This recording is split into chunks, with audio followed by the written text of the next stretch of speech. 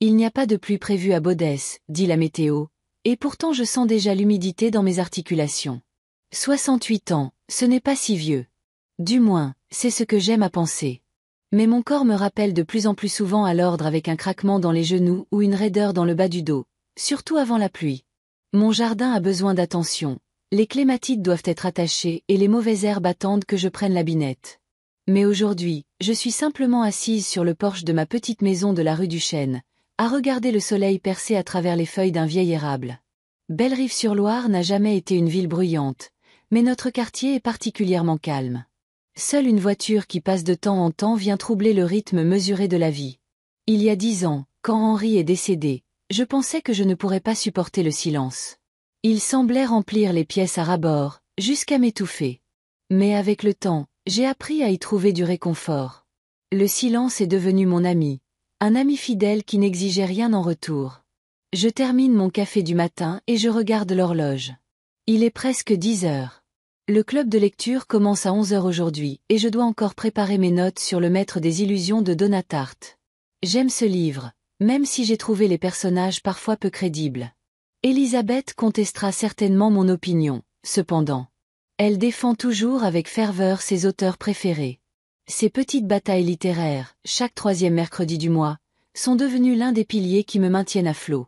Avant de partir, je compose le numéro d'Audrey. La sonnerie est longue, et je suis presque prête à entendre le répondeur quand elle décroche enfin. Maman. Sa voix est essoufflée et un peu agacée. Ma patte est en train de lever. Je ne peux pas parler longtemps. Bonjour, ma chérie. Je voulais juste te rappeler que c'est mon anniversaire samedi. Et ce samedi, m'interrompt-elle. Oh, maman. J'ai une commande spéciale pour un gâteau de mariage. Je serai occupée toute la journée. Pause. J'entends des voix en arrière-plan. Le bruit du four, le cliquetis des moules en métal. Je passerai peut-être dimanche, ajoute-t-elle. Mais je sens l'incertitude dans sa voix. Il faut vraiment que j'y aille. La pâte va tourner. Avant que je puisse répondre, la communication est coupée. Typique d'Audrey. Toujours pressée, toujours la tête dans son travail. Sa petite boulangerie, Doux Rêve, sur la rue centrale, a ouvert il y a 4 ans. Et depuis, je vois ma fille de moins en moins. Elle a hérité de l'entêtement et de l'éthique de travail de mon mari, mais pas de sa patience. Audrey a toujours été impulsive, depuis son enfance. Tout doit être fait maintenant, immédiatement. À 44 ans, elle court toujours partout comme une tornade, balayant de son chemin tout ce qui ne concerne pas son entreprise, y compris moi. Je compose le numéro de Pierre, mais je tombe directement sur sa messagerie vocale. Son entreprise, Lefebvre Câblage Fiable, dessert la moitié de Bellerive-sur-Loire, et le téléphone de mon fils est souvent indisponible quand il est en intervention. Je laisse un rapide message d'anniversaire, mais sans grand espoir. La dernière fois que je l'ai vu, c'était il y a 2 mois, quand le câblage de ma salle de bain a grillé. Il est passé une demi-heure, à régler le problème, a refusé de déjeuner et est parti pour sa prochaine intervention. 40 ans et toujours aussi concentré sur son travail que son père. Tu comprends, maman, les clients attendent, et sa phrase standard quand je l'invite à déjeuner. Le 3e appel est pour Thérèse. Ma cadette vit à Villeneuve, à seulement 20 minutes de route. Mais parfois, on dirait qu'un océan nous sépare. Sa boutique de fleurs, Pétale, dans le centre commercial du Parc Nord, est l'endroit où elle passe le plus clair de son temps. Le reste de son temps est consacré à voir des amis et à sortir avec son prochain prétendant. Il ne reste guère de temps pour maman. Salut, maman. Sa voix est enjouée. En arrière-plan, j'entends de la musique et le bruissement de cellophane. Je suis en train de composer un bouquet pour un client spécial, alors parle vite. Thérèse, je t'appelle pour te rappeler pour samedi, mon anniversaire. Oh. Elle fait une pause. C'est vrai. Je m'en souviens. Écoute, j'ai une soirée chez Benoît samedi, mais j'essaierai de passer dans l'après-midi. Sans promesse. D'accord ? J'ai été tellement occupée ces derniers temps, j'ai à peine le temps de respirer. Elle dit autre chose, mais je n'écoute plus. 36 ans et elle se comporte toujours comme si elle en avait 16. Pas de responsabilité, pas d'engagement, juste ses propres désirs et besoins. D'accord, Thérèse, ça me ferait très plaisir si tu as le temps. J'essaie de garder ma voix neutre. Le ressentiment est un luxe inacceptable à mon âge. Je raccroche et je regarde la photo encadrée sur la table. Nous 5, lors d'un pique-nique au parc du Canard. Ça devait être il y a 20 ans. Henri a son bras autour de mes épaules. Les enfants rient à côté de moi. Insouciants, aimants. Où tout cela est-il passé? Quand mes enfants sont-ils devenus si étrangers? Secouant la tête, je chasse ces pensées importunes. Le club de lecture m'attend et Donna Tartt ne va pas se discuter toute seule. Presque tous les membres de notre petit club sont déjà réunis à la bibliothèque de la Grande Rue. Elisabeth Dubois, une ancienne directrice de collège octogénaire, me fait signe depuis le coin où se trouvent les fauteuils confortables. À côté d'elle se trouve Margot Ellison, une ancienne infirmière et ma voisine, Howard Reynard, un professeur de littérature à la retraite, et quelques autres membres réguliers. Vivienne. Elisabeth me salue joyeusement. Nous parlions justement de la façon dont Donna Tartt utilise la mythologie grecque dans son livre. Avez-vous remarqué les parallèles avec Dionysos? L'heure et demie suivante se passe en discussions animées. Nous débattons des motivations des personnages, du symbolisme et des subtilités de l'intrigue. Pendant un court instant, j'oublie mes problèmes, m'immergeant dans le monde de la littérature, où toutes les émotions et tous les conflits sont contenus en toute sécurité entre les pages d'un livre. La lecture du mois prochain est L'île aux arbres disparus, annonce Howard alors que notre réunion touche à sa fin. Elif Shafak, une excellente auteure. Nous nous séparons et je décide de faire un tour en ville avant de rentrer chez moi. Bellerive-sur-Loire n'a pas changé depuis des décennies. Les mêmes magasins, les mêmes rues, les mêmes visages. J'ai enseigné à l'école primaire Pasteur pendant 35 ans et je reconnais de nombreux passants, d'anciens élèves, leurs parents, des collègues. Ils me saluent de la tête, s'arrêtant parfois pour une brève conversation. Comment allez-vous, Madame Lefebvre? Comment vont vos enfants? Vous jardinez toujours? Question formelle, réponse formelle. Personne ne veut vraiment connaître ma solitude. Je passe devant la boulangerie d'Audrey. Je la vois à travers la vitre, ses cheveux en un chignon désordonné, ses joues rougies par la chaleur des fours. Elle pétrit vigoureusement la pâte, donne des instructions à son assistante, répond à un client. Toujours en mouvement, toujours pressée. Je pourrais m'arrêter, mais je ne veux pas être une nuisance de plus dans sa journée chargée. Au lieu de cela, je continue mon chemin. L'entreprise d'électricité de Pierre est à l'autre bout de la ville, mais je sais qu'il n'est de toute façon pas au bureau. Mon fils préfère travailler sur le terrain, avec ses mains. Un vrai électricien doit sentir le câblage, aime-t-il dire. Cette phrase vient de son père, qui était aussi électricien. Henri serait fier de lui, mais n'approuverait guère son attitude envers la famille. J'aurais dû accepter depuis longtemps que mes enfants ont leur propre vie et que j'y occupe une place périphérique. C'est naturel. Ils sont adultes. Ils ont leurs propres soucis. Mais alors, pourquoi est-ce que ça fait si mal? Je suppose que je m'attendais à être entouré de soins et d'attention, à être nécessaire. C'est drôle comme nous construisons des attentes sans consulter la réalité. Je rentre chez moi et je vais directement au jardin. Travailler la terre m'a toujours apaisé. J'arrache les mauvaises herbes, j'attache les branches d'hortensia alourdies par les fleurs, j'arrose les plants de tomates. Le jardin ne pose pas de questions et n'exige pas de réponses, seulement du travail et de l'attention. En retour, il me donne la paix et un sentiment de contrôle sur au moins ce petit coin du monde. Le soir, Solange, ma cousine, appelle. Elle vit à Lyon, et nous nous voyons rarement, mais nous nous appelons presque chaque semaine. Comment vas-tu, Vivi? Sa voix, malgré ses 73 ans, semble jeune et énergique. Comme d'habitude, dis-je. Je me prépare pour mon anniversaire. Les enfants ne viendront probablement pas encore. Je pouvais entendre le ressentiment dans ma propre voix. Vivienne, tu leur pardonnes trop. Si j'avais des enfants. Mais Solange n'a pas d'enfants. Elle ne s'est jamais mariée, consacrant sa vie à son entreprise, une chaîne de magasins de cosmétiques biologiques.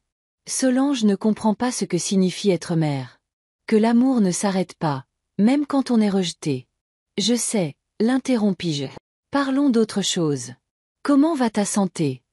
Solange change de sujet à contre-cœur, parlant de ses examens chez le médecin, de son nouveau médicament pour la tension, de ses projets de visite d'un spa en Arizona. J'écoute et je souris.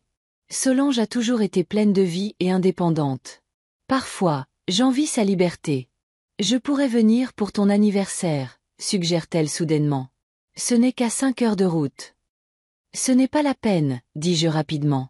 Tu as un rendez-vous chez le cardiologue lundi, tu te souviens? Tu devrais venir le mois prochain, quand il fera plus chaud.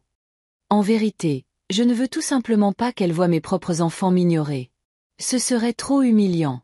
Après avoir parlé à Solange, je reste longtemps assise dans le salon, à feuilleter un vieil album photo. Voici Audrey à sa remise de diplôme du lycée, sérieuse, déterminée. Elle a toujours su ce qu'elle voulait. Voici Pierre avec le premier circuit qu'il a assemblé, fier, rayonnant. Et voici Thérèse, petite avec un bouquet de fleurs sauvages. Déjà à l'époque, elle aimait tout ce qui était vif et beau. Quelque part en chemin, j'ai perdu le contact avec eux, ou eux avec moi. Maintenant, nous sommes comme des acteurs jouant des rôles dans une pièce intitulée « Famille », des rituels formels, mais pas de véritable intimité. Mon regard tombe sur le calendrier. 3 jours avant mon anniversaire. 69 ans. Pas un anniversaire rond, bien sûr, mais quand même une date. Je veux le célébrer, pas seul, mais je sais déjà que ce sera le cas. Je pourrais inviter les membres du club de lecture, mais cela ne ferait que souligner l'absence de mes enfants. Je sors ma liste de courses et j'ajoute les ingrédients pour un gâteau aux carottes, mon préféré. Au moins, je peux m'offrir quelque chose de bon. Peut-être que j'en ferai un petit, juste pour moi. Il n'y a personne pour manger le grand, de toute façon. Le lendemain matin, le téléphone sonne. À ma grande surprise, c'est Pierre. Maman, j'ai eu ton message pour samedi. Il fait une pause, et je sais déjà ce que je vais entendre. J'ai un gros chantier, l'installation d'un nouveau câblage dans un immeuble de bureaux. L'équipe ne peut pas s'en sortir sans moi. Je comprends, dis-je d'une voix égale. Le travail est plus important. Ne dis pas ça, j'entends de l'irritation dans sa voix. Tu sais bien que les affaires exigent ma présence. Je passerai la semaine prochaine. Promis. Je ne lui rappelle pas les dizaines de promesses similaires non tenues. Au lieu de cela, je le remercie pour son appel et lui souhaite bonne chance pour son projet. Pierre semble pousser un soupir de soulagement. La conversation n'a pas été aussi gênante qu'il le craignait. Après l'appel, je vais au jardin et j'attaque furieusement les mauvaises herbes. La terre est sèche et dure, mais j'y enfonce la binette avec une force telle que si cela pouvait changer quelque chose. Ma voisine Margot me fait un signe par-dessus la clôture. Vivienne, ça va? Tu as l'air contrariée. Je vais bien, réponds-je avec un sourire étrange. Je combats juste les mauvaises herbes. Margot me regarde d'un air interrogateur, mais n'insiste pas. Elle est veuve, elle aussi, et elle comprend la valeur de l'intimité. N'oublie pas le club de lecture mercredi prochain, dit-elle. Si jamais tu veux parler, je suis toujours là pour toi. Je hoche la tête avec gratitude. Margot est une bonne personne. Peut-être devrais-je l'inviter pour mon anniversaire. Au moins, je n'aurai pas à parler toute seule. Thérèse appelle le soir, sa voix enjouée et insouciante. Maman, je suis désolée, mais je ne pourrai certainement pas venir samedi. C'est l'anniversaire de Benoît et il organise une grande fête. Je ne peux pas manquer ça. Je serre le téléphone si fort que mes articulations blanchissent. L'anniversaire de Benoît est plus important que celui de ta mère. Les mots sortent avant que je puisse y réfléchir. Maman, ne sois pas si dramatique. Son ton devient condescendant. Ton anniversaire n'est pas si important. Tu en as eu tellement déjà. Et Benoît organise une soirée sur le thème des années folles. J'ai même déjà ma robe. Je reste silencieuse, ne faisant pas confiance à ma voix. Thérèse prend cela pour un accord. Je passerai la semaine prochaine, d'accord? Peut-être mardi. Je t'apporterai un magnifique bouquet. Bisous, maman. Elle raccroche et je reste longtemps avec le téléphone à la main.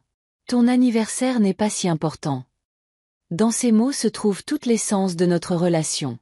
Je suis devenue sans importance pour mes enfants. Juste une vieille femme qui appelle de temps en temps pour rappeler les obligations familiales, une nuisance dans leur vie bien remplie. J'avais imaginé qu'à mon vieil âge, je serais entourée d'enfants et de petits-enfants, que ma maison serait pleine de rire et d'amour.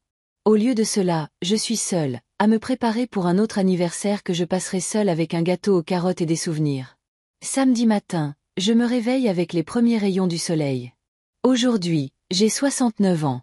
Ce n'est pas beaucoup quand on y pense, mais ce n'est pas peu non plus. J'ai vécu assez longtemps pour voir mes enfants grandir et devenir des étrangers.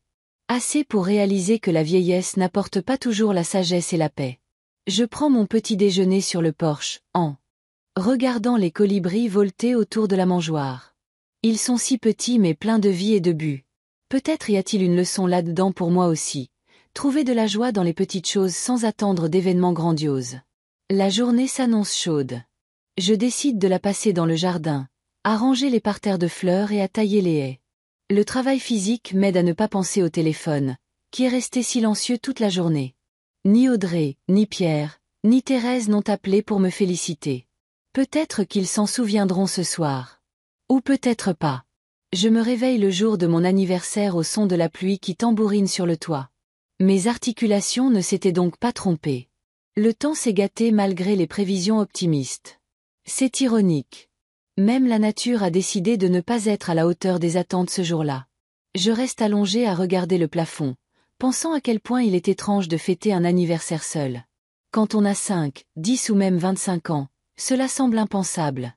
Un anniversaire est une fête, un moment pour les cadeaux, l'attention, les câlins. Mais à 69 ans, c'est juste un autre jour, une autre marque sur le calendrier de la vie. Je me force à me lever et à commencer le rituel matinal habituel. Café, tartine, regarder les nouvelles. La pluie s'intensifie, martelant les fenêtres comme un invité importun. Je ne pourrai pas travailler dans le jardin aujourd'hui. Je devrais trouver autre chose à faire. Peut-être que je vais faire ce gâteau que je me suis promis, ou trier les vieilles affaires dans le cellier. J'ai l'intention de le faire depuis longtemps, mais je n'ai jamais trouvé le temps. Le téléphone est resté silencieux toute la matinée. Bien sûr, il est tôt.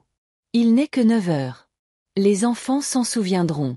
Ils appelleront plus tard. Audrey se lève généralement à 5 heures du matin pour préparer la boulangerie, mais les samedis sont ses jours les plus chargés. Pierre se lève tôt aussi, mais il a un projet important aujourd'hui. Et Thérèse, eh bien, elle n'a jamais été du matin. Je décide de faire un gâteau quand même. Gâteau aux carottes avec un glaçage au fromage frais, mon préféré. Je sors les ingrédients, j'allume le four. La cuisine m'a toujours calmée, me mettant dans un état méditatif. Je râpe les carottes, je bats les œufs avec le sucre, j'ajoute la farine et les épices. L'odeur de cannelle et de muscade remplit la cuisine, créant l'illusion d'une fête. Pendant que le gâteau cuit, je vérifie mes emails. Quelques vœux d'anciens collègues, une newsletter du club de lecture, une publicité, et un email d'Audrey. Je l'ouvre et je vois une carte animée, des lettres scintillantes formant « Joyeux anniversaire, maman ». Et une courte légende en bas. Bisous, Audrey. PS. Désolée de ne pas pouvoir venir. Je suis débordée au travail. Je promets de passer la semaine prochaine. C'est tout. Pas de mots chaleureux, pas de messages personnels, juste une carte postale internet standard et des excuses formelles. Je ferme le mail et j'essaie de réprimer ma déception. Au moins, elle s'en est souvenue. C'est déjà ça. La sonnerie de la porte d'entrée me prend par surprise. L'un des enfants aurait-il décidé de me faire une surprise? Mon cœur se met à battre plus vite alors que je me précipite pour ouvrir. Mais sur le pas de la porte se tient Margot, ma voisine, avec une petite boîte dans les mains. Joyeux anniversaire, Vivienne. Elle sourit. J'ai fait tes moelleux au chocolat préféré. Tu m'invites pour une tasse de thé? J'ai honte de ma déception. Margot n'est qu'une voisine, mais elle s'est souvenue de mon anniversaire et a même fait des gâteaux, alors que mes propres enfants. Bien sûr, entre, je souris en retour, essayant de cacher ma tristesse. Je viens de mettre la bouilloire en marche. Nous nous asseyons à la table de la cuisine, buvant du thé et bavardant de tout et de rien. La nouvelle exposition à la bibliothèque municipale, les plantes de nos jardins, le dernier livre que nous avons discuté au club. Margot ne me pose pas de questions sur mes enfants, et je lui en suis reconnaissante. Elle est trop délicate pour aborder des sujets douloureux. J'ai une autre surprise, dit-elle alors que nous terminons notre deuxième tasse de thé. Les filles du club de lecture et moi voulons t'emmener à l'Olivier ce soir. Un modeste dîner en l'honneur de ton anniversaire. Qu'en dis-tu?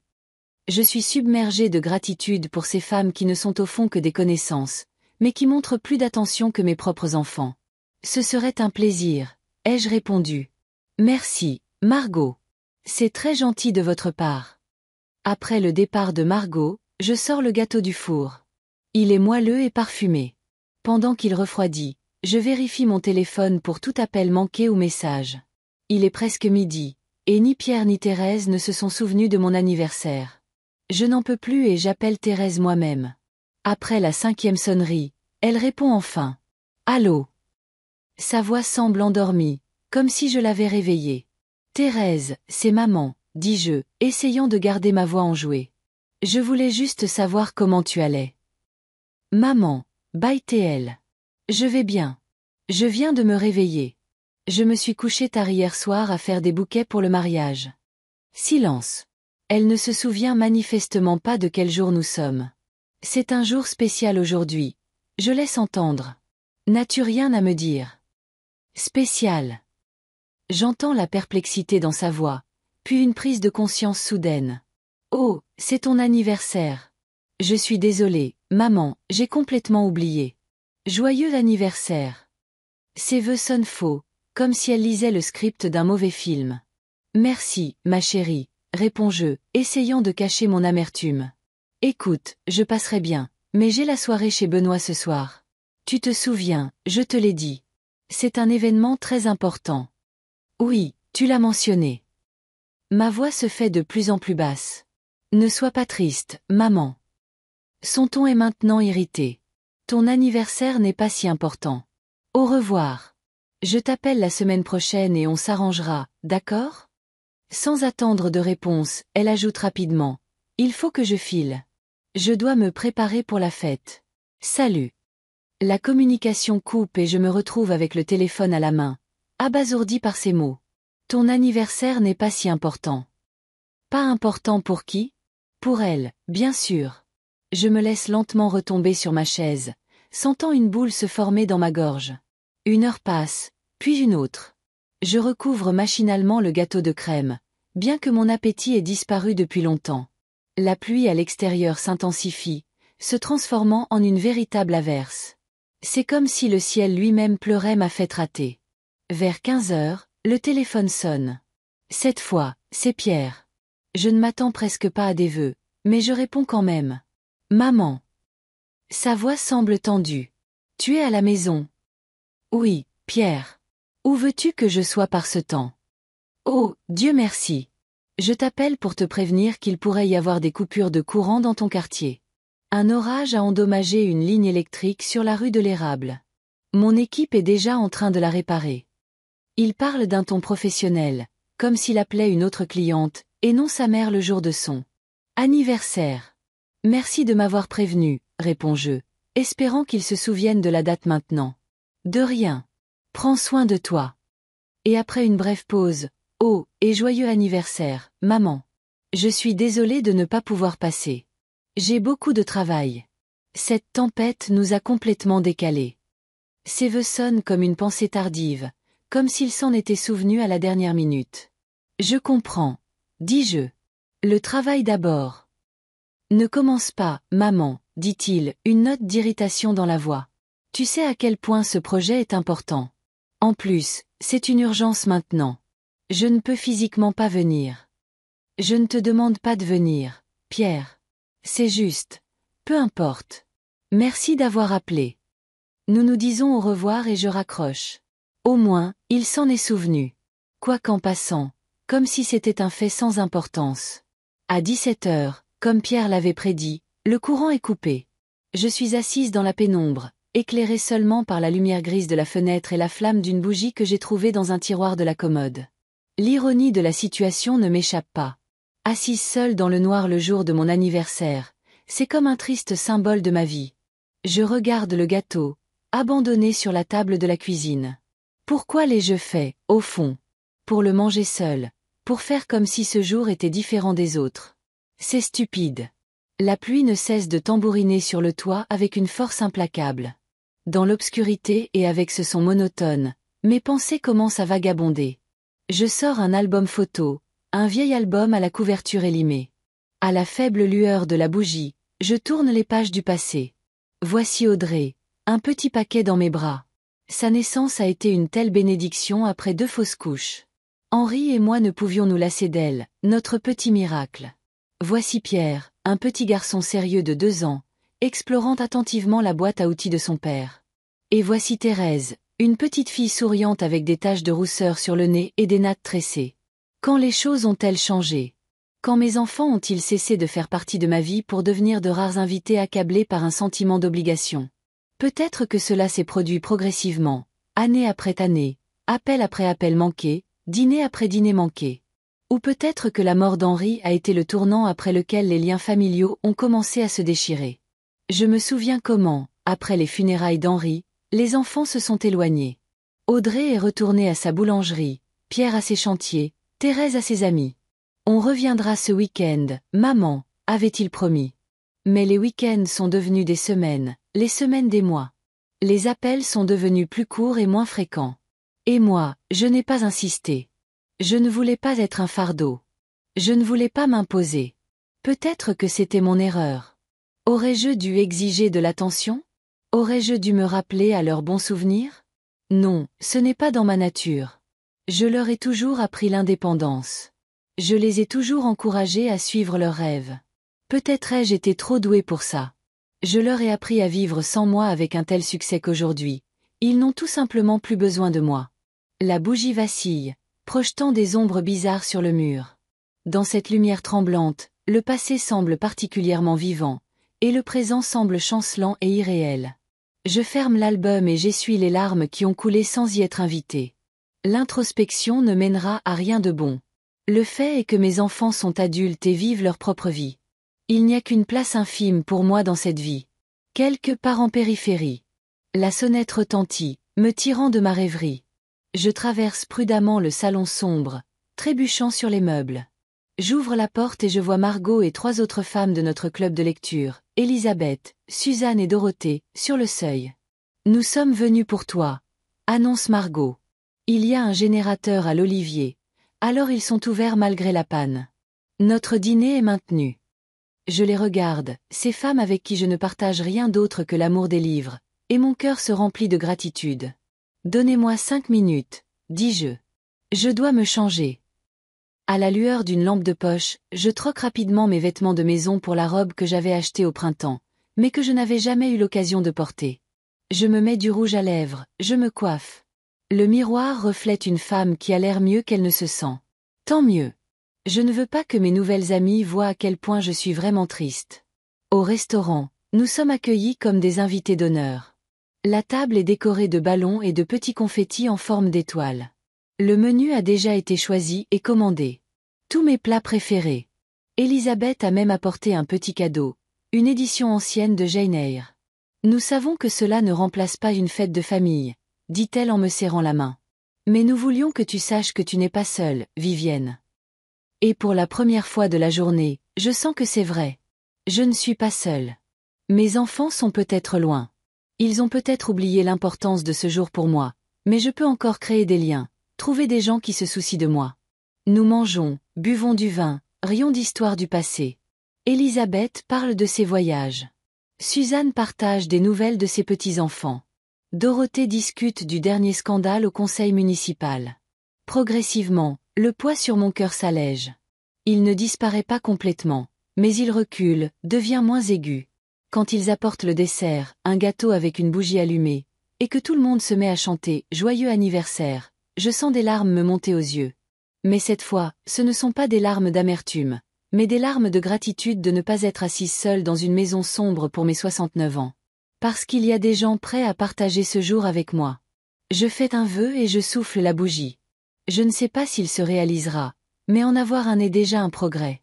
Ce matin, je pensais qu'il n'y avait plus rien à souhaiter. Quand je rentre chez moi vers 21h, je constate que le courant est toujours coupé, mais maintenant l'obscurité ne me semble plus si oppressante. J'allume quelques bougies et je m'assois dans un fauteuil avec le livre que m'a offert Elisabeth. L'histoire de Jane Eyre, une femme qui, malgré l'adversité, a trouvé la force de vivre pleinement sa vie, me semble particulièrement appropriée maintenant. Le téléphone sonne.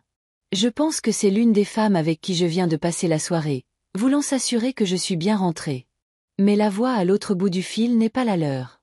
Madame Lefebvre, demande une voix masculine inconnue. Vivienne Lefebvre. Oui, c'est moi, réponds-je, un peu inquiète. Qui pourrait appeler si tard? Je m'appelle Édouard Leclerc, et je suis l'avocat de votre cousine, Solange Morin. Je suis désolée de vous annoncer cela, surtout un jour comme celui-ci, mais mademoiselle Morin est décédée cet après-midi. Crise cardiaque. Je serre le téléphone, incapable de croire ce que j'entends. Solange, ma cousine vibrante et pleine de vie. Hier encore, nous parlions. Elle riait, parlait de ses projets. C'est impossible, je murmure. Nous nous sommes parlé au téléphone hier. Je suis désolé, répète l'avocat. C'était soudain. Elle se rendait à votre fête d'anniversaire, malgré votre demande de ne pas venir. Ils ont trouvé un cadeau pour vous dans sa voiture. Une vague de chagrin me submerge. Solange est la dernière personne qui me restait. La seule qui se souciait vraiment de moi. Et elle est morte en essayant de me rendre visite pour un anniversaire que mes propres enfants n'ont pas jugé assez important. Quand auront lieu les funérailles? Je demande d'une voix tremblante. Mercredi, répond l'avocat. À Lyon. Je vous enverrai tous les détails. Il y a autre chose d'important dont je dois discuter avec vous. Mademoiselle Morin vous a désigné comme sa seule héritière. Si vous pouvez venir à mon bureau après les funérailles, nous pourrons discuter des détails. J'entends à peine ces derniers mots. Qu'importe un héritage quand j'ai perdu Solange? Tout ce que je ressens en ce moment, c'est un chagrin assourdissant et un étrange sentiment de culpabilité. Si je ne l'avais pas dissuadé de venir, si j'avais accepté sa proposition. Après avoir parlé à l'avocat, je reste assise dans le noir pendant un long moment, à regarder la flamme de la bougie. Une journée qui a commencé par la solitude et la déception se termine par une véritable tragédie. Je pense à Solange, à notre enfance, aux vacances d'été passées ensemble, aux longues conversations téléphoniques au fil des ans. Elle était plus qu'une cousine, la vraie sœur que je n'ai jamais eue.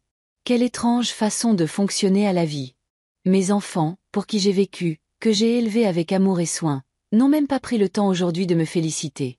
Et Solange, avec qui nous n'avions que le sang et l'amitié, avait traversé la moitié du pays pour passer la journée avec moi. Je feuillette l'album photo à la recherche de photos de Solange. Nous voici, deux petites filles en robe assorties lors d'un pique-nique. Ici, adolescente au bal du lycée. Là, jeune femme pleine d'espoir et de projets. À chaque photo, la douleur devient plus vive. Mais en même temps, autre chose émerge. Une détermination. La détermination de vivre mes dernières années avec dignité. Ne pas laisser la négligence et l'indifférence définir ma valeur. Je ne sais pas ce qui se passera ensuite. Je ne sais pas comment je ferai face à la perte de Solange ou ce que je ferai de l'héritage dont l'avocat a parlé. Mais je sais une chose. Plus jamais je ne resterai assise dans le noir, à attendre un appel de ceux qui ne se soucient pas de moi. Ma vie mérite mieux que ça. Je mérite mieux. Les funérailles de Solange ont eu lieu le mercredi, comme l'avait dit l'avocat. J'ai conduit jusqu'à Lyon le cœur lourd, incapable de croire que je n'entendrai plus jamais son rire, ne recevrai plus ses cadeaux inattendus, ou ne partagerai plus ses joies et ses peines. La cérémonie était peu fréquentée, quelques amis de longue date, 2 ou 3 anciens collègues, moi, et à ma grande surprise, mes enfants. Audrey, Pierre et Thérèse sont arrivés au cimetière à la dernière minute, apportant avec eux des couronnes de fleurs coûteuses. Ils n'avaient jamais eu beaucoup de contact avec Solange, ne l'avaient vue que quelques fois dans leur vie. Leur chagrin soudain semblait fin, surtout quand Thérèse a sangloté bruyamment, alors qu'elle ne se souvenait même pas de la dernière fois qu'elle avait vu ma cousine. Après la cérémonie, ils m'ont entourée, présentant leurs condoléances et offrant leur aide. « Maman, tu ne devrais pas conduire dans cet état, » dit Audrey en posant sa main sur mon épaule. « Je peux te ramener à la maison. »« Merci, mais ça va, » répondis-je en me dégageant doucement. De plus, je dois rencontrer l'avocat de Solange. Un avocat? Pierre s'anima. Pourquoi? Je l'ai regardé, si soudainement attentionné et prévenant, et je compris qu'il savait déjà. D'une manière ou d'une autre, l'information sur l'héritage avait fuité. Pour quelques formalités, répondis-je évasivement. Ce n'est pas grand-chose. Je peux venir avec toi, suggéra rapidement Pierre. J'ai de l'expérience dans les affaires juridiques. L'expérience? La seule expérience juridique de Pierre consistait à signer des contrats avec les clients de son entreprise d'électricité. Mais je n'ai rien dit. Ce n'est pas nécessaire. Édouard Leclerc est un homme de confiance.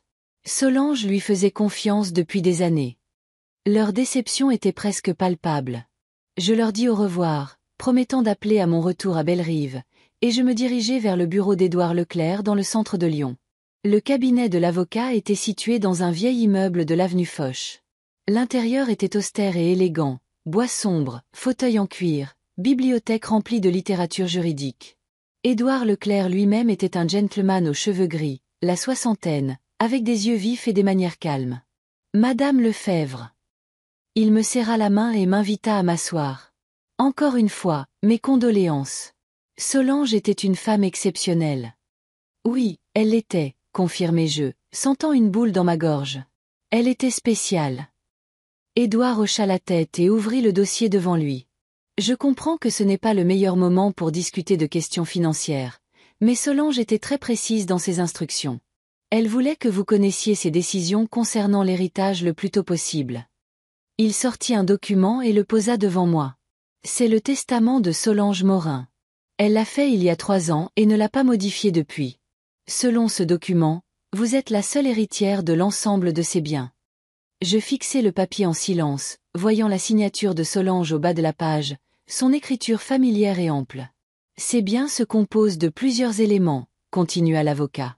Premièrement, ses économies personnelles et ses investissements, estimés à environ 1 200 000 €. Deuxièmement, son entreprise, une chaîne de magasins, Beauté Naturelle, qu'elle a vendue il y a 2 ans, mais dont elle a conservé des actions. Leur valeur est d'environ 800 000 €. Troisièmement, des biens immobiliers, un appartement à Lyon et une maison au bord du lac d'Annecy, totalisant environ 1 million €.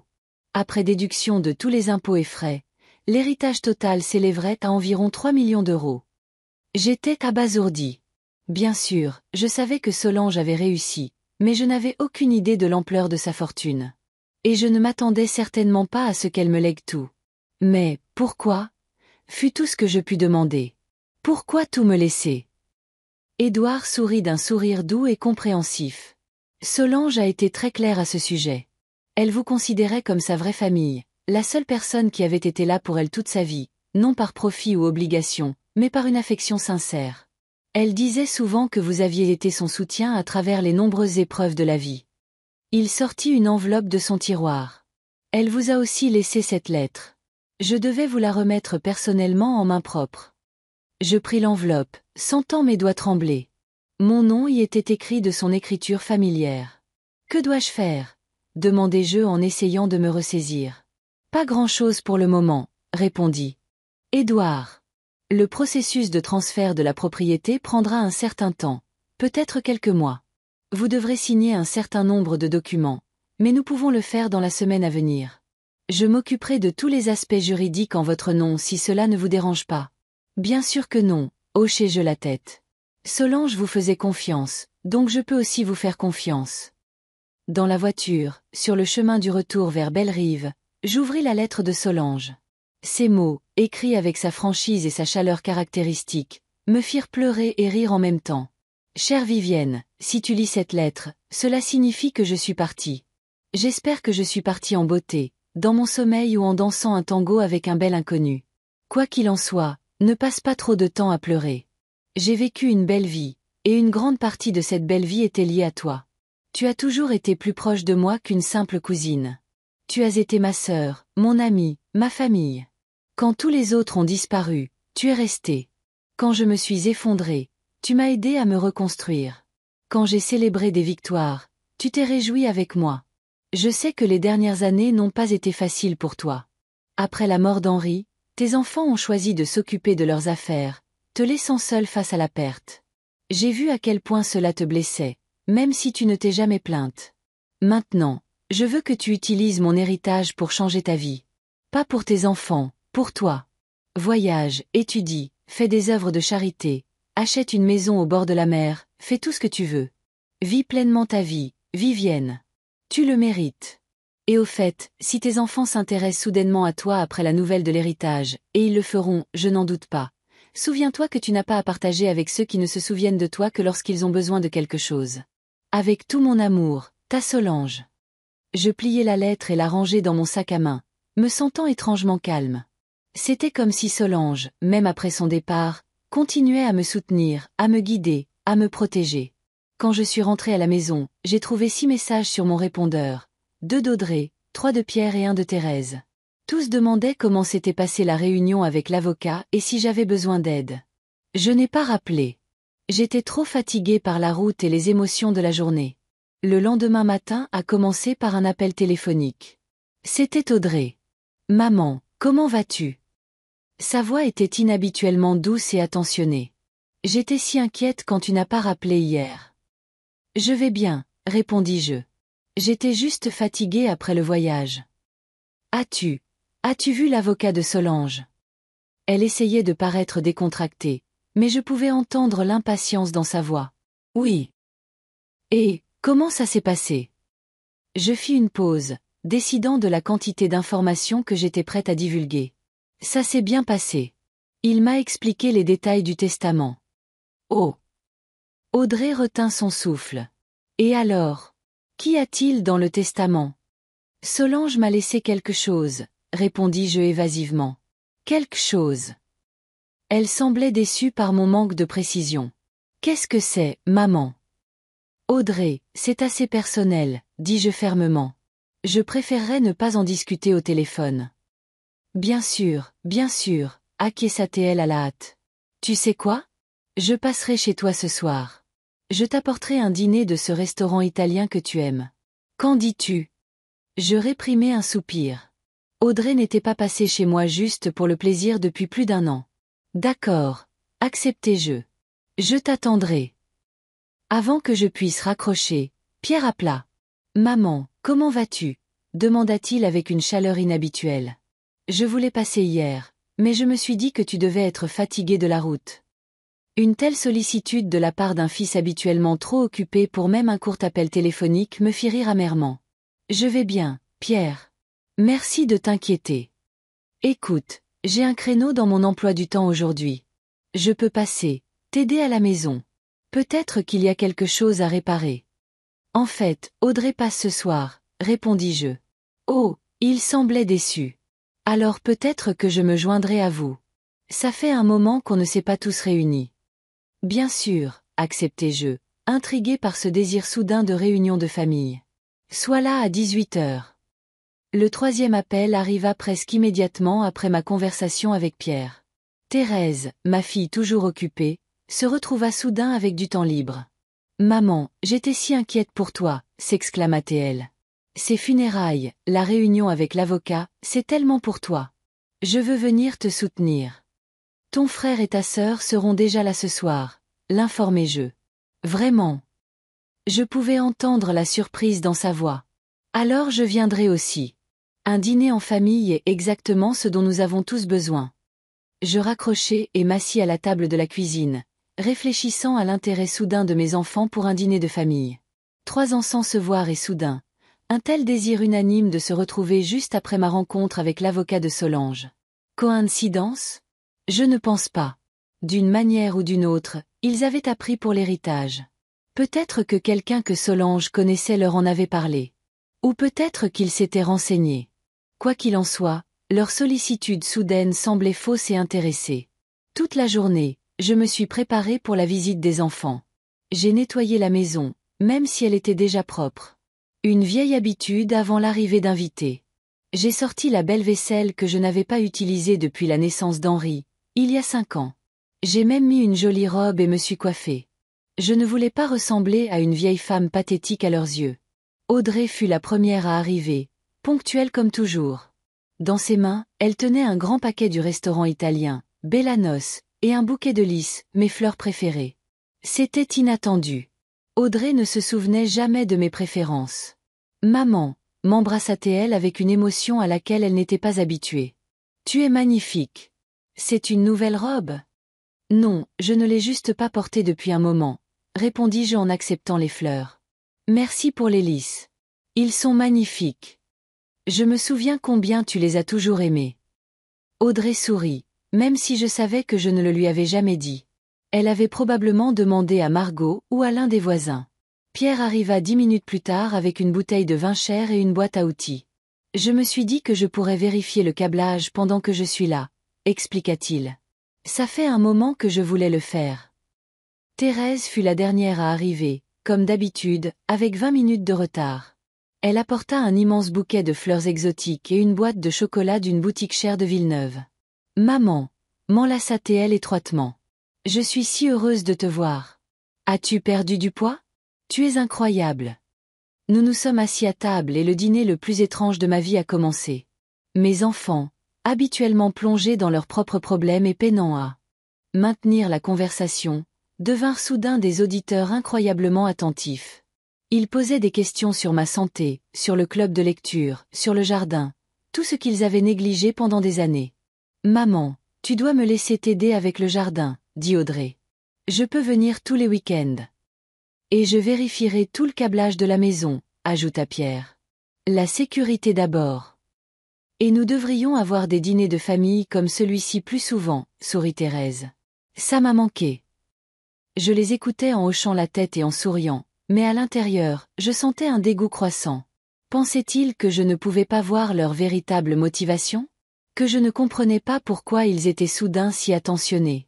Après le dîner, alors que nous passions au salon avec du café, Pierre en vint enfin au fait. « Maman, nous sommes tous très inquiets pour toi après la mort de Solange, » commença-t-il, échangeant des regards avec ses sœurs. « Nous savons que vous étiez proches. »« Oui, nous l'étions, confirmai-je. »« Nous avons entendu dire qu'elle t'avait laissé un héritage, » continua-t-il, essayant de paraître décontracté. « Est-ce vrai? » Voilà.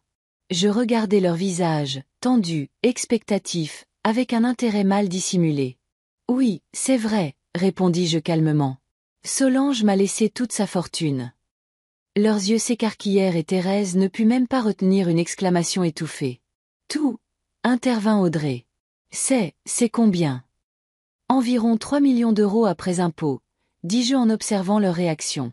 Il y eut un silence pendant un moment, puis tous les trois se mirent à parler en même temps. « Maman, c'est incroyable » s'exclama Thérèse. « Tu le mérites. »« 3 millions » répéta Pierre comme s'il ne pouvait pas en croire ses oreilles. « Ça change tout. »« Il faut que tu sois prudente » ajouta Audrey avec un air concerné. « Ce genre d'argent attire toutes sortes d'escrocs.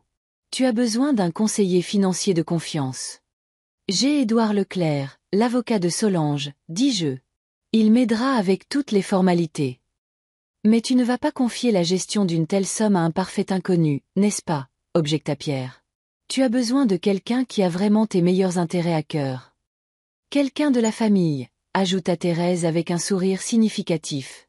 Je les regardai et sentis mon dégoût grandir. Ils n'essayaient même pas de cacher leur intérêt pour l'argent. Pas 5 minutes après la nouvelle de l'héritage, ils planifiaient déjà comment ils allaient l'utiliser. « J'y réfléchirai » dis-je d'un ton neutre. « Tout cela est trop nouveau pour moi maintenant. »« Bien sûr, acquiesça Audrey à la hâte. « Ne prends aucune décision précipitée. Nous voulons juste aider. » Le reste de la soirée se passa dans une étrange atmosphère d'inquiétude feinte et d'intérêt mal dissimulé. Mes enfants faisaient des projets pour mon avenir, mes voyages, la rénovation de ma maison, des investissements possibles. Aucun d'eux ne demanda ce que je voulais pour moi-même. Aucun d'eux ne demanda comment je me sentais après la perte de Solange. Quand ils sont enfin partis, promettant de revenir le lendemain, je fus grandement soulagé. Fermant la porte derrière eux, je m'enfonçai dans mon fauteuil, me sentant émotionnellement épuisé. Le téléphone sonna 1 heure après leur départ. C'était Audrey. « Maman, j'ai réfléchi à ton héritage » commença-t-elle sans préambule. « Je pense que tu devrais envisager d'investir dans ma boulangerie. Je veux l'agrandir depuis un moment, ouvrir une succursale à Villeneuve.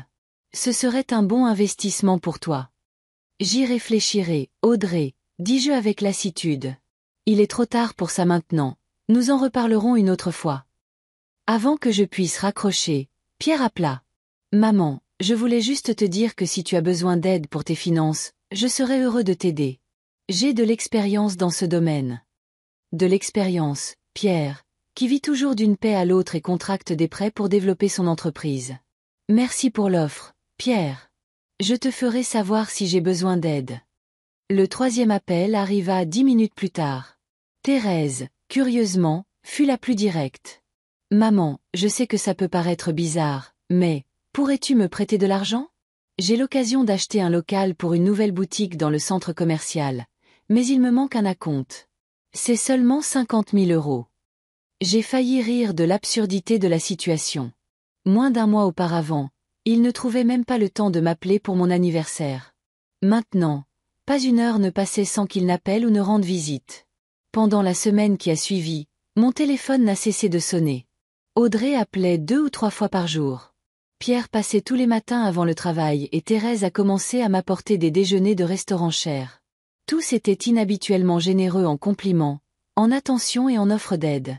Et tous, d'une manière ou d'une autre, abordaient le sujet de l'héritage. « Maman, tu dois déménager dans une meilleure maison, » disait Audrey. « J'en ai vu une super près de ma boulangerie. »« Tu as besoin d'une nouvelle voiture, » insistait Pierre. « Je pourrais t'aider à en choisir une. »« Partons en croisière ensemble, » suggéra Thérèse. « Juste toi et moi, comme au bon vieux temps. » De quel bon vieux temps parlait-elle? Je ne comprenais pas. Nous n'étions jamais partis en croisière ensemble. En fait, Thérèse n'avait pas passé plus de 2 heures d'affilée avec moi au cours des 5 dernières années. Leur sollicitude feinte et leur motivation transparente me dégoûtaient de plus en plus. J'ai commencé à éviter leurs appels, à ne pas ouvrir la porte quand ils arrivaient à l'improviste. Mais ils étaient persistants. Si je ne répondais pas au téléphone, ils envoyaient des SMS. Si je n'ouvrais pas la porte, ils laissaient des cadeaux sur le seuil.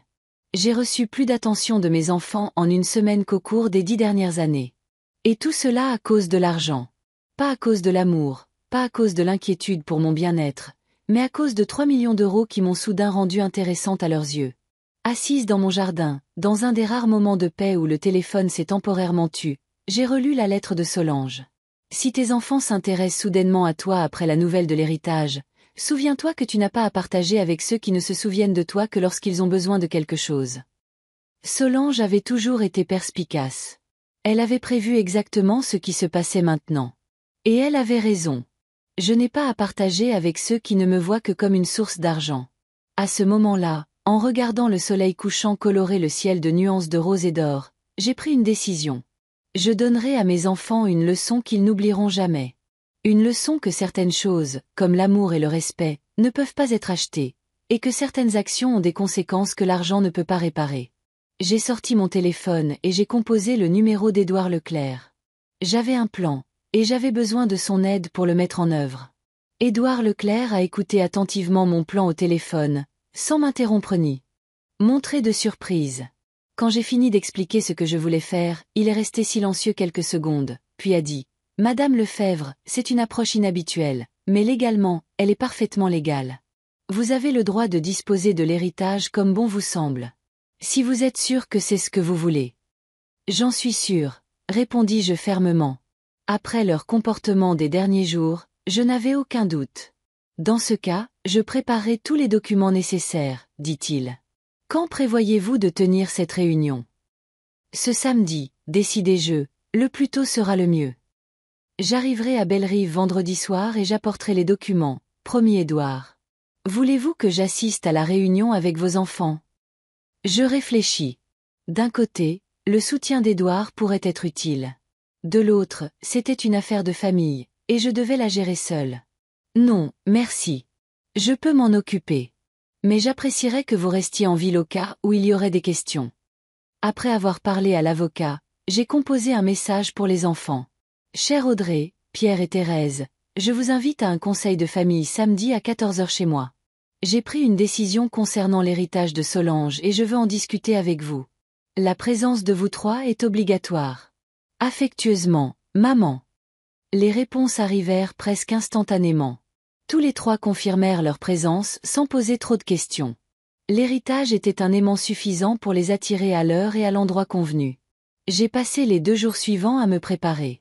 Pas tant physiquement, même si j'ai bien sûr nettoyé la maison et préparé des friandises, mais émotionnellement. Ce que j'allais faire exigeait du courage et de la détermination. Je devais être prête à leur réaction, le choc, la colère, peut-être même les larmes. Mais je n'allais pas reculer. Vendredi soir, comme promis, Édouard Leclerc est arrivé. Il a apporté un dossier de documents que nous avons examiné ensemble. Tout était exactement comme je l'avais demandé. Êtes-vous sûr de ne pas vouloir de ma présence demain? Demanda à nouveau Édouard lorsque nous eûmes terminé. Ce pourrait être une réunion émotive. Je peux gérer, répétai-je. C'est ma famille et ma responsabilité. Il hocha la tête respectueusement et me serra la main avant de partir. Vous êtes une femme forte, Madame Lefebvre. Solange savait ce qu'elle faisait en vous confiant son héritage. Ces mots me donnèrent confiance. Oui, je suis forte, plus forte que mes enfants ne le pensaient, ne me voyant que comme une vieille femme seule et facile à manipuler. Le samedi arriva, clair et ensoleillé. Je me suis levée tôt, j'ai pris mon petit déjeuner sur la véranda, en regardant la lumière du soleil jouer sur les feuilles de mes rosiers préférés. Puis j'ai préparé tranquillement le salon pour la réunion à venir. J'ai disposé les chaises, étalé les documents sur la table, préparé du thé et du café. Je voulais que tout ait l'air formel mais tout de même accueillant. 1 heure avant l'heure convenue, je me suis changée pour un tailleur bleu marine strict, que je portais aux réunions de l'école quand j'enseignais encore. J'ai rassemblé mes cheveux en un chignon soigné, et j'ai mis les boucles d'oreilles en perles qu'Henri m'avait offertes pour notre 20e anniversaire. Quand je me suis regardée dans le miroir, je n'ai pas vu une vieille femme sans défense, mais une femme de caractère et de dignité. C'est exactement comme ça que je voulais paraître devant les enfants aujourd'hui. Ils ont commencé à arriver 15 minutes avant l'heure fixée, une ponctualité inhabituelle pour mes enfants toujours occupés. Pierre fut le premier à arriver, vêtu d'un costume et d'une cravate comme pour une réunion d'affaires. Il a apporté une bouteille de vin cher et une boîte de chocolat. « Maman, tu es magnifique », dit-il en m'embrassant sur la joue. « Ce tailleur te va vraiment bien. » Audrey arriva ensuite, également vêtue de manière formelle dans une robe noire et un collier de perles que je ne lui avais jamais vu. Elle apporta un panier de viennoiseries fraîches de sa boulangerie. « Tes croissants aux amandes préférés, sourit-elle.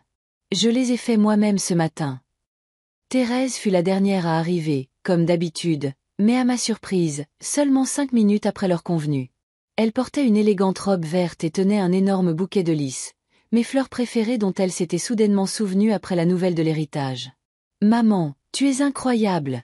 s'exclama-t-elle en m'étreignant. « Si élégante et stylée. » Je les ai invités dans le salon où la table était déjà mise avec du thé, du café et des encas. Tous les 3 se sont assis en face de moi, tendus et attentifs comme des étudiants avant un examen important. « Merci d'être venu. » commençai-je d'une voix calme. Comme je vous l'ai dit, j'ai pris une décision concernant l'héritage de Solange, et je voulais en discuter personnellement avec vous. Ils se sont penchés en avant, leur intérêt non dissimulé. J'ai remarqué Audrey jouer nerveusement avec son collier, Pierre serrer les accoudoirs de son fauteuil, Thérèse se mordre la lèvre inférieure, tous signes d'impatience et d'excitation. « Avant de vous annoncer ma décision, continuai-je, j'aimerais entendre vos pensées. Que pensez-vous que je devrais faire avec cet argent ?» Ils se regardèrent, comme s'ils ne s'attendaient pas à une telle question. Audrey fut la première à parler. « Maman, je pense que tu devrais avant tout assurer une vieillesse confortable, peut-être déménager dans une meilleure maison, engager une aide ménagère, peut-être même une infirmière. Et bien sûr, mettre de l'argent de côté pour les frais médicaux, » ajouta Pierre. « La santé coûte cher, surtout à notre âge. » « Et tu pourrais aussi dépenser un peu pour toi, » sourit Thérèse. « Voyage, soins au spa, une nouvelle garde-robe. Tu mérites de profiter de la vie, maman. » J'écoutais attentivement, notant qu'aucun d'eux ne mentionnait leur récente demande, un investissement dans la boulangerie d'Audrey, une aide financière pour l'entreprise de Pierre, ou de l'argent pour une nouvelle boutique pour Thérèse. Ils jouaient le rôle d'enfants attentionnés, ne pensant qu'à mon bien. Mais je voyais clair dans leur jeu. « Et vous ?» demandai-je sans détour. « Ne pensez-vous pas que vous méritez une part de cet héritage ?» Il y eut un autre échange de regards. Ils ne s'attendaient manifestement pas à une telle franchise. « Eh bien, maman, » commença prudemment Audrey. « Nous ne nous attendons certainement pas à, je veux dire, c'est ton argent et tu as le droit de l'utiliser comme tu le souhaites. Mais si tu demandes mon avis, » ajouta Pierre avec une négligence désinvolte, « je pense qu'une famille devrait se soutenir mutuellement. Et si un membre de la famille a une opportunité financière d'aider les autres, ce serait naturel. Nous sommes tes enfants, après tout, sourit Thérèse. Et je suis sûre que tante Solange aurait voulu que son héritage aide toute la famille, pas seulement toi. » J'ai hoché la tête, faisant semblant de considérer sérieusement leurs paroles. « Et que pensez-vous de cette répartition des fonds ?» Ils échangèrent à nouveau des regards, comme s'ils n'étaient pas sûrs de la franchise à adopter. « Peut-être pourrais-tu allouer une certaine somme à chacun de nous, suggéra Audrey, pour des investissements ou un usage personnel. Ou un fonds familial, dit Pierre. D'où nous pourrions chacun recevoir des fonds pour des objectifs convenus. Ou simplement nous laisser réaliser nos rêves, ajouta Thérèse avec un soupir rêveur. Tu as toujours dit que tu voulais que nous soyons heureux. J'ai pris une gorgée de mon thé, les observant par-dessus ma tasse. Leur avidité était presque palpable. Ils se partageaient déjà mentalement l'argent, faisaient des listes de courses, planifiaient comment ils dépenseraient leur part. Et aucun d'eux n'a pensé à demander ce que je voulais pour moi, ce que cet héritage signifiait pour moi, quels étaient mes rêves et mes projets.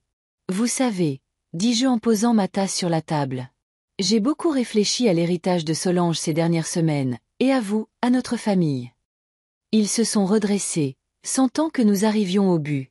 J'ai pensé à la façon dont vous avez réagi à la nouvelle de mon anniversaire il y a un mois, et à la façon dont vous avez réagi à la nouvelle de l'héritage. Leurs visages se sont légèrement tendus. Ils ne s'attendaient manifestement pas à ce tournant dans la conversation. Mère, commença Audrey avec un sourire coupable. Je sais que nous n'avons pas toujours été attentifs. Le travail, les enfants, la vie quotidienne, tout cela nous fait parfois oublier les choses les plus importantes. Nous t'aimons, maman, ajouta Pierre. Même si nous ne le montrons pas toujours.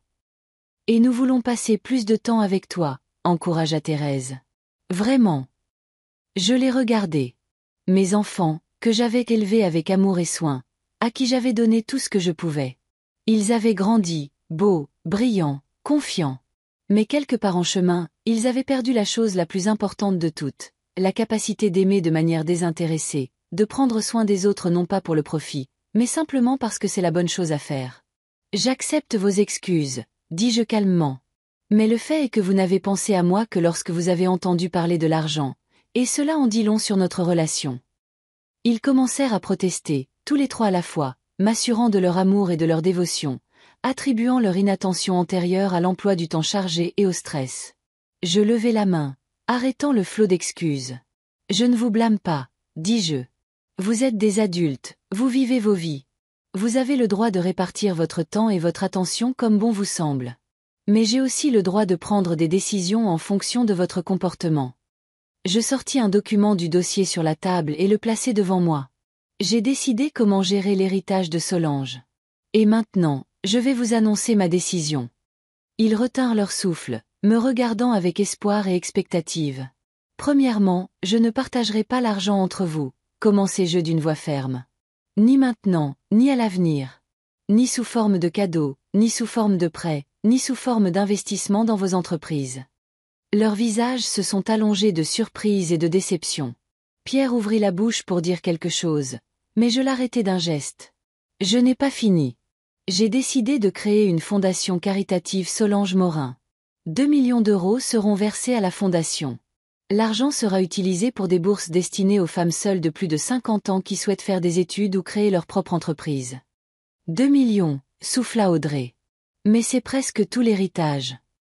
Que je terminerai pour vous, ai-je dit. Je répartirai le million restant comme suit. 500 000 euros, je les garderai pour mes propres frais de subsistance et d'éventuels frais médicaux. 400 000 euros supplémentaires seront donnés à notre bibliothèque locale pour une nouvelle salle de lecture Henri Lefebvre. Je fis une pause, observant leur réaction. Le choc, l'incrédulité, la déception. Toutes ces émotions se reflétaient sur leur visage en quelques secondes. Et les 100 000 autres? Demanda enfin Pierre d'une voix rauque. Ils seront répartis entre vous trois. 33 333 € et 33 centimes d'euros chacun. C'est le seul argent que vous recevrez de moi. Le silence qui suivit mes paroles fut absolu. Ils me regardèrent avec un tel étonnement, comme si je m'étais soudain exprimé dans une langue étrangère. Tu ne peux pas être sérieuse, dit enfin Audrey.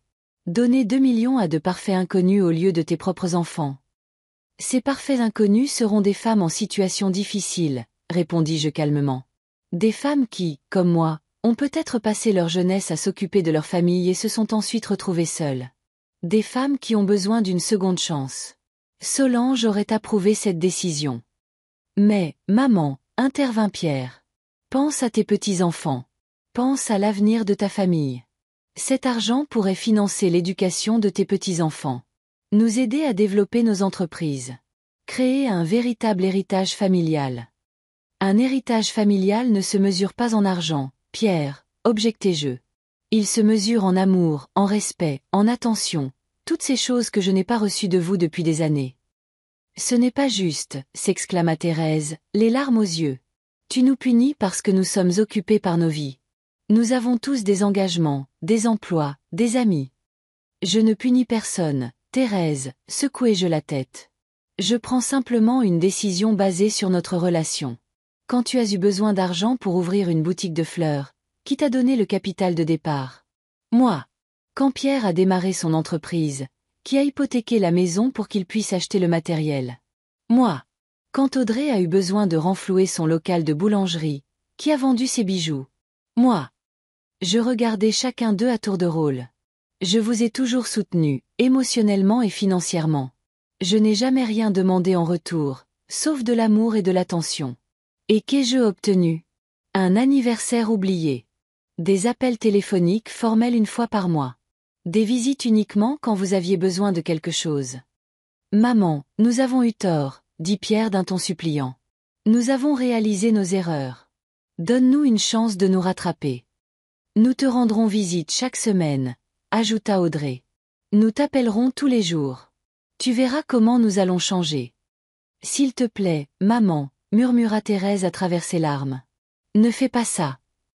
Je les regardais et je ne vis pas des adultes accomplis, mais les petits-enfants que j'avais autrefois mis au lit, à qui je lisais des histoires, dont je baisais les genoux écorchés. J'avais mal, mais je savais que je devais être ferme. Ma décision ne changera pas, dis-je. Les papiers sont déjà signés. Édouard Leclerc, l'avocat de Solange, m'a aidé sur le plan juridique. La fondation est déjà enregistrée. L'argent sera transféré la semaine prochaine. Tu ne peux pas faire ça, s'exclama Audrey, la colère montant dans sa voix. Nous sommes tes enfants. Cet argent devrait rester dans la famille. Cet argent appartenait à Solange, lui rappelai-je. Et elle m'a fait confiance pour l'utiliser comme bon me semblait, ce que j'ai fait. Nous pouvons contester cette décision, dit Pierre d'un ton menaçant. Nous pouvons intenter un procès. Prouver que tu n'as plus toute ta tête, que tu as été trompé, que cet avocat t'a manipulé. Je souris d'un sourire triste. Vous pouvez essayer, mais Édouard Leclerc est l'un des meilleurs avocats de Lyon, et j'ai tous les certificats médicaux pour prouver ma santé mentale. De plus, je vous laisse 33 000 € chacun. C'est beaucoup d'argent, assez pour montrer que je ne vous déshérite pas complètement. Ils me regardèrent avec un mélange de choc, de colère et de déception. Je pouvais voir leurs plans et leurs espoirs s'effondrer alors qu'ils réalisaient que la partie était perdue. Finalement, Audrey se leva. Je ne peux plus écouter ça, dit-elle en attrapant son sac à main. Tu fais une énorme erreur, maman. Et un jour, tu le regretteras. Peut-être, acquiesçai-je. Mais c'est ma décision et j'en assumerai les conséquences. Pierre se leva aussi, le visage rouge de colère. Je ne te croyais pas capable d'une telle cruauté, dit-il. Après tout ce que nous avons. Après tout ce que vous avez quoi? L'interrompis-je. Fait pour moi? Je ne m'en souviens pas. Il ne sut quoi répondre, alors il suivit simplement Audrey vers la porte. Thérèse resta assise, les larmes coulant sur ses joues. Maman, s'il te plaît, murmura-t-elle. Je t'aime vraiment. Je serai meilleure. Je le promets. Je m'approchai d'elle et lui caressai les cheveux comme je le faisais quand elle était petite et contrariée. Je t'aime aussi, Thérèse, et je t'aimerai toujours. Mais l'amour ne doit pas être à sens unique, et il ne doit certainement pas s'acheter avec de l'argent. Elle sanglota, puis se leva et se dirigea vers la sortie sans me regarder. Quand la porte se referma derrière eux, je m'enfonçai dans mon fauteuil, ressentant un étrange mélange de dévastation et de soulagement.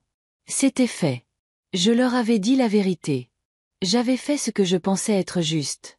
C'était douloureux, mais nécessaire, pour eux et pour moi. Je ne savais pas s'ils me pardonneraient un jour. Je ne savais pas si je les reverrais un jour.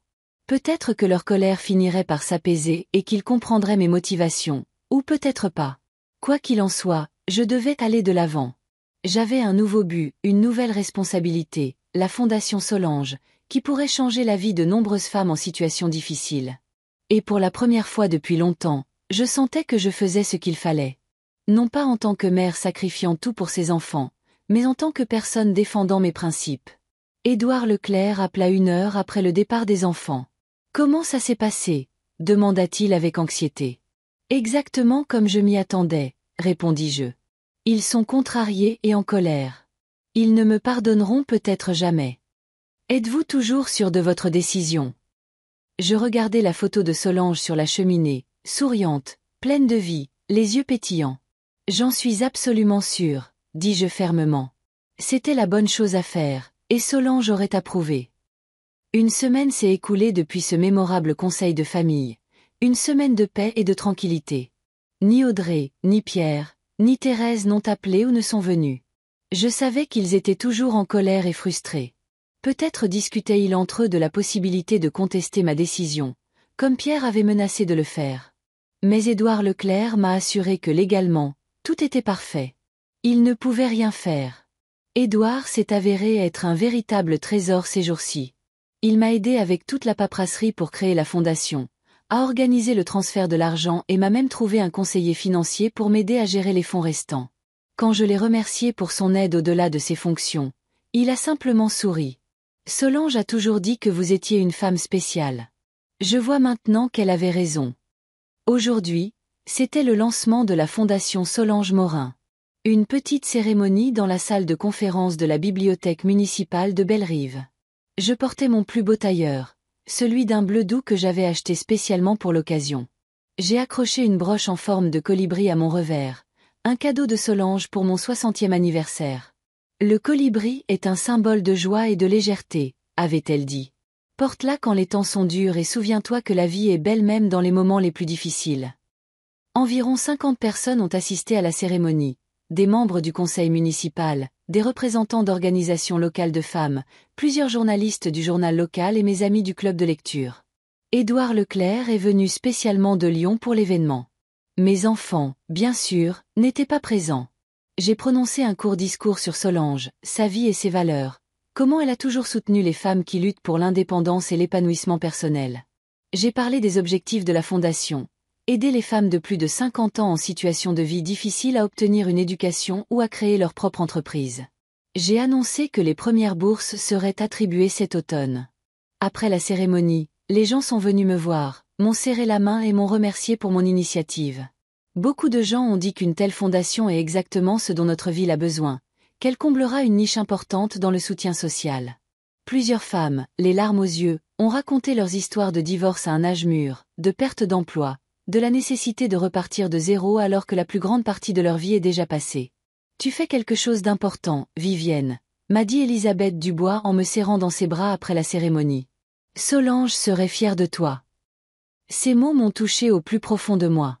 Oui, Solange serait fière. Elle a toujours cru en moi plus que je ne croyais en moi-même. Elle a vu en moi une force que j'avais longtemps négligée.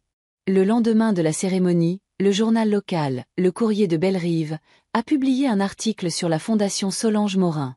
Le journaliste m'a interviewé, me posant des questions sur mes motivations pour créer la fondation, sur ma cousine, sur mes projets d'avenir. J'ai répondu sincèrement, sans cacher mes sentiments et mes convictions. L'article comprenait mes photos lors de la cérémonie d'ouverture, pendant la coupe du ruban symbolique avec les membres du conseil d'administration de la fondation. Je ne sais pas si mes enfants ont lu l'article. Ils l'ont probablement fait. Bellerive est une petite ville et les nouvelles voyagent vite. Peut-être en ont-ils discuté entre eux. Peut-être ont-ils été surpris par ma détermination et mon engagement. Mais ils ne m'ont pas contacté, et je n'ai pas cherché à les contacter. 2 semaines après l'ouverture de la fondation, j'ai reçu une lettre d'Audrey, formelle, tapée à l'ordinateur, signée de son nom complet. Elle m'informait qu'elle avait reçu un chèque de 33 333 € et 33 centimes d'euros et me remerciait pour ma générosité. Le mot était en italique, lui donnant une touche de sarcasme. Elle m'a notifié qu'elle utilisait les fonds pour agrandir sa boulangerie. À la fin de la lettre, elle a ajouté « J'espère que tu es heureuse de ta décision et des conséquences qu'elle a pour notre famille. » Je n'ai pas répondu. Que pouvais-je dire? Que oui, je suis heureuse.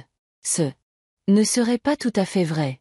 Je ne me sentais pas heureuse de la séparation d'avec mes enfants, mais je sentais que ma décision était juste, équitable et nécessaire, pour moi et pour eux. Je n'ai pas eu de nouvelles de Pierre. Son silence parlait plus fort que n'importe quel mot. Il avait toujours été le plus fier des trois, le plus têtu, un trait hérité d'Henri. L'incapacité d'admettre ses erreurs, de s'excuser, de faire des compromis. Je savais que ma décision n'était pas seulement un coût financier pour lui, mais un coup porté à son ego. Sa mère, qu'il considérait comme faible et dépendante, avait soudain fait preuve d'une force de caractère et d'une volonté qu'il n'attendait pas d'elle. Thérèse a appelé une fois, tard dans la nuit, presque à minuit. Je pouvais dire à sa voix qu'elle avait bu. « Maman, dit-elle, et ses mots semblaient pâteux. Penses-tu vraiment que cet argent te rendra heureuse? Que ta stupide fondation va remplacer ta famille? Thérèse, répondis-je calmement, tu es ivre. Parlons-en quand tu seras sobre. Je ne suis pas ivre, s'exclama Théel. Je suis juste contrariée. Tu nous as tourné le dos, maman. Tes propres enfants. Pourquoi? Pour des femmes étrangères. Je ne vous ai pas tourné le dos, argumentai-je. J'ai juste pris une décision basée sur notre relation, sur la façon dont vous m'avez traité ces dernières années. Ce n'est pas juste. Des larmes montèrent dans sa voix. Nous étions occupés, oui, mais nous t'aimons. L'amour se manifeste par des actes, Thérèse. Par la présence, l'attention, le soin. Pas par des mots prononcés quand on a besoin de quelque chose. Elle sanglota. Puis soudain, son ton changea, devint dur. Tu sais quoi? Tu as raison. Nous n'étions pas des enfants parfaits. Mais tu n'étais pas non plus la mère parfaite. Toujours à nous faire passer après papa. Toujours trop occupée avec tes élèves pour remarquer ce qui nous arrivait. Et maintenant, tu joues la victime et la sainte. C'est de l'hypocrisie. Ces mots m'ont blessée. Étais-je la mère parfaite? Bien sûr que non. J'ai fait des erreurs, comme tous les parents. Mais j'ai toujours essayé de leur donner le meilleur de moi-même. L'amour, le soutien, les opportunités de grandir. Je suis désolée que tu ressentes ça, Thérèse, dis-je doucement. Peut-être qu'un jour nous pourrons en parler calmement. Mais pas maintenant, pas avec toi dans cet état. N'attends pas que j'appelle, lança-t-elle. Je ne vais plus ramper. La communication coupa, et je restai assise avec le téléphone à la main, me sentant amère et blessée, mais sans regret. Non, je ne regrettais pas ma décision. C'était la bonne chose à faire. Pour moi, pour eux, pour la mémoire de Solange. La vie a continué. La Fondation Solange Morin a commencé son travail. Nous avons reçu plus d'une centaine de candidatures pour les premières bourses, de femmes de tous âges et de tous horizons, avec toutes sortes d'histoires et de rêves. J'ai personnellement lu chaque candidature, me suis familiarisée avec chaque histoire. C'étaient des femmes incroyables, fortes malgré les défis, déterminées malgré leur âge, pleines d'espoir malgré les déceptions passées. Choisir les 10 premières boursières n'a pas été facile. Les membres du conseil d'administration et moi-même avons tenu plusieurs longues réunions, discutant de chaque candidate. Finalement, nous avons choisi les femmes les plus méritantes, dont les projets étaient concrets et réalistes, dont les histoires touchaient le cœur, dont le potentiel était évident. La cérémonie de remise des premières bourses a eu lieu en octobre, dans la même salle de conférence de la bibliothèque municipale. C'était un moment émouvant de voir les visages de ces femmes recevoir leurs certificats et leurs chèques, d'entendre leurs histoires, leur gratitude, leurs projets d'avenir. L'une d'elles, Carole Benoît, une veuve de 63 ans, prévoyait d'ouvrir une petite boulangerie spécialisée dans les produits sans gluten. Une autre, Marguerite Wilson, une ancienne femme au foyer de 57 ans, a reçu une bourse pour étudier le web design. Une troisième, Dorothée Ramirez, 55 ans, voulait obtenir sa licence de massothérapeute et ouvrir son propre cabinet. « Vous avez changé ma vie », m'a dit Carole en me serrant fort dans ses bras après la cérémonie. J'avais perdu tout espoir de pouvoir réaliser mon rêve, et maintenant, j'ai une chance. Ces mots étaient la meilleure récompense pour toutes les épreuves et la douleur des derniers mois. Je savais que j'avais fait ce qu'il fallait, que l'argent de Solange était allé exactement là où il devait aller. Aider ceux qui en avaient vraiment besoin, qui l'appréciaient et qui étaient prêts à saisir cette chance pour créer un avenir meilleur. Parallèlement à mon travail à la Fondation, je travaillais sur un projet de création d'une nouvelle salle de lecture à la bibliothèque. La salle Henri Lefebvre devait être un lieu spécial, confortable, inspirant, avec des fauteuils confortables, un bon éclairage et la grande collection de livres d'histoire que mon mari aimait tant. J'ai travaillé avec un architecte et un designer, choisi le mobilier et discuté des détails avec la directrice de la bibliothèque. C'était un travail agréable et créatif qui m'apportait joie et épanouissement. Ma vie a changé. Elle est devenue plus remplie, plus déterminée, plus significative. Je n'étais plus seulement une veuve âgée qui passait ses journées à attendre l'appel téléphonique occasionnel de ses enfants. Maintenant, j'étais la fondatrice d'une fondation, une philanthrope, une personne qui changeait la vie des autres pour le mieux. Bien sûr, il y avait des moments tristes. Croiser Audrey au supermarché et ne recevoir qu'un signe de tête froid en réponse à mon salut. Passer devant le bureau de l'entreprise d'électricité de Pierre et réprimer l'envie de m'arrêter pour voir comment il allait. Célébrer Noël sans mes enfants et petits-enfants, en compagnie de mes amis du club de lecture. Mais cette tristesse faisait partie de la vie, partie des choix que j'avais faits. Et je ne le regrettais pas, car pour la première fois depuis de nombreuses années, Je me sentais vraiment libre des attentes, des déceptions, de l'espoir douloureux qu'un jour mes enfants se souviendraient de moi non seulement quand ils auraient besoin de quelque chose. En janvier, 6 mois après le lancement de la fondation, j'ai reçu une lettre de Carole Benoît, la même veuve qui avait reçu une bourse pour ouvrir une boulangerie. Elle écrivait que son entreprise avait démarré avec succès, qu'elle avait déjà des clients réguliers et qu'elle se sentait plus heureuse et plus épanouie que jamais dans sa vie. Jointe à la lettre, une photo de Carole en tablier blanc, debout au comptoir de sa petite et chaleureuse boulangerie, La Douce Vie. Son visage rayonnait de fierté et de joie. Chaque jour, en ouvrant les portes de ma boulangerie, je pense à vous et à Solange Morin, écrivait-elle. Aux 2 femmes qui ont cru en moi quand tout le monde pensait que mes rêves étaient insensés. Vous m'avez donné plus que de l'argent. Vous m'avez donné la foi en moi, en ma force, en mon avenir. Et pour cela, je vous serai éternellement reconnaissante. J'ai relu cette lettre encore et encore, avec un sourire et des larmes aux yeux. C'était la confirmation que j'avais fait le bon choix, que l'argent de Solange faisait une différence dans la vie de quelqu'un, que j'avais pu continuer son œuvre de soutien aux femmes en quête d'indépendance et d'épanouissement. En février, j'ai décidé de réaliser un vieux rêve, voyager en Europe. Henri et moi avions toujours prévu d'aller en Italie, de visiter Florence, Rome, Venise, mais quelque chose nous en empêchait toujours. Le travail, les enfants, les difficultés financières. Puis Henri est tombé malade et tous les projets ont été reportés pour toujours. Maintenant, j'avais le temps, l'argent et surtout, la liberté. Pas d'obligation, pas d'attente, personne qui dépendait de ma présence. Je pouvais aller où je voulais, quand je voulais, pour aussi longtemps que je le voulais. J'ai réservé un circuit de 2 semaines en Italie, commençant à Florence et se terminant à Rome. J'ai acheté une nouvelle valise, quelques robes d'été, des chaussures confortables pour les longues marches. J'ai préparé les documents, changé de l'argent, lu des guides de voyage. Je me sentais jeune et pleine d'enthousiasme, comme si la vie ne faisait que commencer, et non pas approcher de son crépuscule. Une semaine avant mon départ, j'ai reçu un appel inattendu. C'était Thérèse. Maman. Sa voix était hésitante. C'est moi. Bonjour, Thérèse, répondis-je calmement. Comment vas-tu? Je vais bien, fit-elle une pause. J'ai entendu dire que tu allais en Italie. Les nouvelles voyagent vite dans une petite ville. Quelqu'un du club de lecture a dû le mentionner dans une conversation avec des connaissances communes. Oui, c'est vrai. Je pars mardi prochain. C'est super. Elle se tut de nouveau. Puis soudain, elle lâcha. Maman, je voulais m'excuser pour cet appel téléphonique quand j'étais ivre. J'ai dit des bêtises. Je ne m'attendais pas à des excuses. Thérèse n'était pas du genre à admettre ses torts. Ce n'est rien, Thérèse, dis-je doucement. Je comprends que tu étais contrariée. Non, ce n'est pas rien, rétorqua-t-elle. Je n'ai pas été juste, et pas seulement ce soir-là. Je n'ai pas été une bonne fille. Je suis restée silencieuse, ne sachant que dire. Je ne voulais pas lui donner de faux espoirs que ma décision concernant l'héritage pourrait changer. Je ne te demande pas de changer d'avis, continua-t-elle comme si elle lisait dans mes pensées. Je voulais juste te dire que je comprends maintenant pourquoi tu as fait ce que tu as fait. Et je respecte ton choix. Merci, Thérèse, fut tout ce que je pus dire. Cela signifie beaucoup pour moi. Je pensais, peut-être qu'on pourrait se voir avant que tu partes? Je pourrais passer dimanche, si ça te va.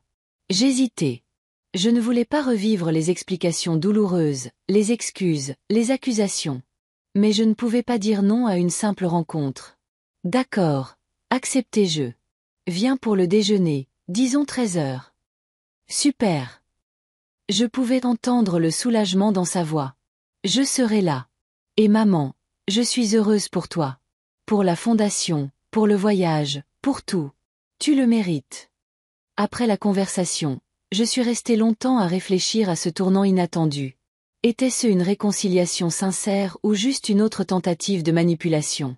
Thérèse avait-elle vraiment changé d'attitude ou essayait-elle simplement de maintenir un lien avec sa mère qui avait soudain de l'argent et de l'indépendance? Je n'avais pas les réponses à ces questions, mais j'ai décidé de donner une chance à Thérèse. Non pas pour réunir la famille, non pas pour restaurer la relation précédente, mais simplement par compassion humaine. Après tout, elle est ma fille, quelles que soient nos différences. Thérèse est arrivée dimanche comme promis. Elle avait l'air différente, plus posée, moins tendue. Elle a apporté un bouquet de fleurs des champs, simple et sincère, sans le luxe ostentatoire délices qu'elle m'avait offert après la nouvelle de l'héritage. Nous avons déjeuné sur la véranda, parlant de mes projets de voyage, de son travail à la boutique de fleurs, des livres que nous avions récemment lus. Nous n'avons pas abordé les sujets douloureux. Pas d'héritage, pas de fondation, pas de blessures passées. Juste deux femmes adultes essayant de trouver un terrain d'entente après une longue période d'éloignement. En partant, elle m'a serré dans ses bras. Bref, un peu maladroit, mais sincère. Bon voyage, maman, dit-elle. Apporte-moi une carte postale de Venise. Je le ferai, promis je. En regardant sa voiture s'éloigner dans la rue, j'ai ressenti un calme étrange. Pas la joie des retrouvailles. Pas l'espoir que notre relation soit restaurée, mais juste l'acceptation. L'acceptation que nos chemins avaient divergé, que le passé était révolu, que l'avenir serait différent de ce que j'avais autrefois imaginé. Et c'était bien comme ça. Je n'avais toujours pas de nouvelles d'Audrey ou de Pierre.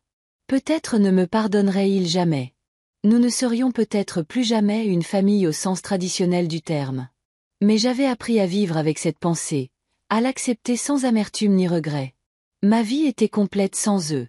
J'avais une fondation au nom de Solange, une cause qui me survivrait, qui aiderait les femmes longtemps après mon départ. J'avais des amis, de vrais amis sincères qui n'exigeaient rien en retour.